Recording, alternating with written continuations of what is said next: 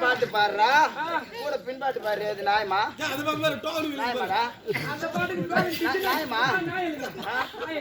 மரத்துக்காரா தேவைப்பட்ட எண்ணெய் கட்டிக்கோ இல்லைன்னா தங்கச்சி வீட்டு போய்